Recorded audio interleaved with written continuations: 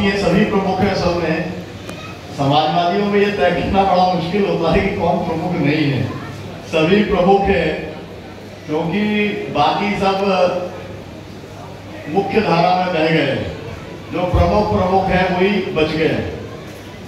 मैं जाकिर अतार साहब से अनुरोध करूंगा राष्ट्र सेवा दल की ओर से कि वो आए और मंचासीन हो। जाकिर अतार जी, मैं माधव बागवे जी अंधश्रद्धा निर्मूलन समिति के अध्यक्ष, जो डॉक्टर दाभोलकर की पूरी विरासत को आगे लेकर के जा रहे हैं, मेरा उनसे अनुरोध है कि वो यहाँ पर आए, मंचासीन हो।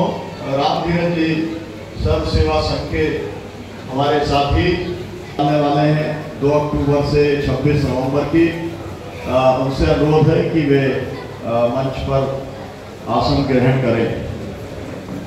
मैं आगे बढ़ता हूं और बीच में हम लोगों ने रानी बब्बन डिसूजा जी का मैं अनुरोध करूंगा गुड्डी जी से कि वो यहाँ पर आए और वो संदेश इस सम्मेलन के समक्ष वो रखें। और इसके बाद में जो उद्घाटन भाषण के लिए मैं जो है माननीय माता प्रसाद पांडे जी को बुलाऊंगा। जी,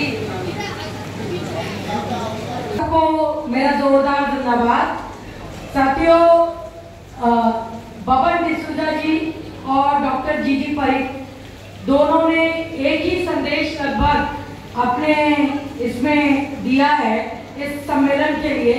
मैं जो लोग बब्बन डिसूजा जी या जीजी को ना जानते हो उनके लिए बताना चाहूंगी कि बब्बन डिसूजा जी डॉक्टर जीजी परीख से 3 महीने यानी वो 102वें साल में 102 साल के हो गए उन्होंने प्रवेश किया है। अभी भी वो मुंबई में है। उन्होंने टाउन में ट्रेड यूनियन का काम किया, फ्रीडम फाइटर रहे, गोवा मुक्ति संग्राम में भी रहे और वो अभी अपने बिस्तर पे हैं, लेकिन उन्होंने ये संदेश इस सम्मेलन के लिए लिखकर भेजा।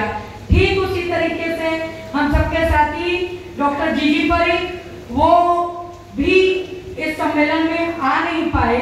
उनकी उम्र भी इस दिसंबर में 101 साल पूरा करेंगे।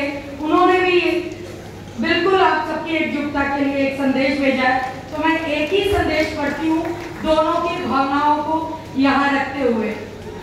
मुझे खुशी है कि मैं समाजवादी आंदोलन के 90वीं सालगिरह देखने के लिए जिंदा हूँ। मैं पुणे के इस कार्यक्रम में फिजिकली हाजिर नहीं रह पाऊंगा, लेकिन आप विश्वास मानिए मैं मन से 3 दिन आप सबके साथ ही रहूंगा। मेरी उम्र 101 वर्ष की है और मैं समाजवादी हूँ। इसके अलावा देश भर से जुटे समाजवादियों को संदेश देने का मेरा कोई औचित्य नहीं है। 17 मई के कार्यक्रम को लेकर जब डॉक्टर सुनीलम और अरुण श्रीवास्तव जी मेरे पास आए, मैंने उन्हें यह कार्यक्रम महाराष्ट्र के सभी समाजवादी संगठनों, राजनीतिक दलों की एकजुटता के लिए पुणे में करने का आग्रह किया। मैं अरुण श्रीवास्तव, BR पाटिल, डॉक्टर सुनीलम, रमाशंकर सिंह और पुणे के सभी साथियों को धन्यवाद देना चाहता हूं कि उनकी अथक मेहनत से इस सफल कार्यक्रम का आयोजन किया जा रहा है। मुझे समाजवादी साथियों से कुछ बातें कहने की इच्छा होती रहती है। हमने सत्ता को बहुत महत्व दिया क्योंकि हमारी शुरू की प्रेरणा मार्क्स की प्रेरणा थी, इसलिए कुछ हद तक स्वाभाविक था इसका असर भी हुआ और हमने अपने सिद्धांत और मूल्यों को छोड़कर पावर में आना हमारा एक मकसद बनाया। इसकी वजह से जो कार्यक्रम हमने समाजवाद के लिए बनाए थे उसको हम ज़्यादा महत्व नहीं दे पाए। हमने उस जमाने में ट्रेड यूनियन बनाए, आज कोई ट्रेड यूनियन बनाते हुए नहीं दिखता। हमने कोऑपरेटिव बनाए, आज कोई नई कोऑपरेटिव बनाते हुए नहीं दिखता। जब हम युवा थे तो हम 1 घंटा देश को देने की बात करते थे, ये नारा देते थे। आज समाज में वो काम करते हुए कोई नहीं दिखाई देता। आज कोई भी समाजवादी इन चीजों की बात क्यों नहीं करता। कार्यक्रम हमने देश की भलाई के लिए और उन्नति के लिए बनाए थे, जिसको आज हम सब लोगों ने भुला दिया है। हम समता की बहुत बात करते हैं, लेकिन कभी कभी ऐसा लगता है कि क्या खुद अपने जीवन में हम समता के मूल्यों पर जीते हैं? हमने स्त्रियों के नेतृत्व को शीर्ष में लाने के लिए कोई खास कदम नहीं उठाया। हमने अल्पसंख्यकों को साथ ले आने के लिए बहुत कम प्रयास किए। हम अगर अनेकता में एकता की बात मानते हैं तो हमारे नेतृत्व में वो क्यों नहीं दिखाई देता है? इस दिशा में हम लोगों ने क्या कदम उठाए हैं, यह हमको सोचना चाहिए। हम पर्यावरण को लेकर बिल्कुल जागरूक नहीं हैं। हम आज और आने वाले कल का ये जो सवाल है, सबसे बड़ा सवाल है, इस विषय में बहुत कम विचार मंथन करते हैं। मेरी आप लोगों से विनती है कि आप निर्णय लें कि आप नए कोऑपरेटिव बनाएंगे, आप नए ट्रेड यूनियन बनाएंगे। एक जमाने में हम HMS और HMKP को एक करने की बात करते थे, आज ऐसी कोई बात हम सुनते नहीं हैं।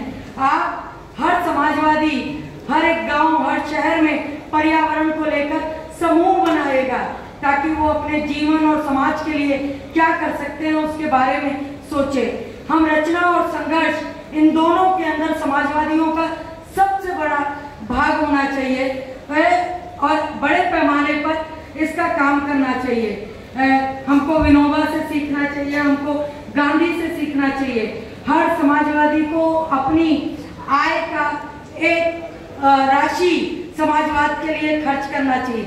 ये हमारा नियम बनना चाहिए।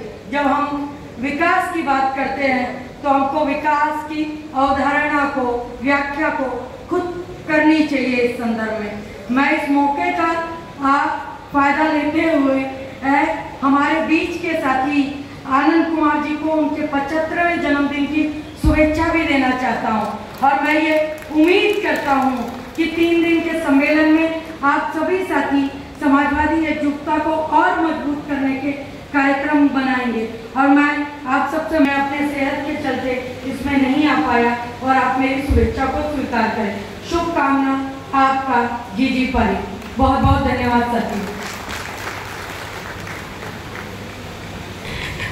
जिसको हम लोग कड़वे वचन कहते हैं ना, आप अगर बहुत गंभीरता से पढ़ेंगे तो जीजी ने जो जो बातें कही हैं वो एक तरीके से हमारे सामने उन्होंने चुनौती पेश की है।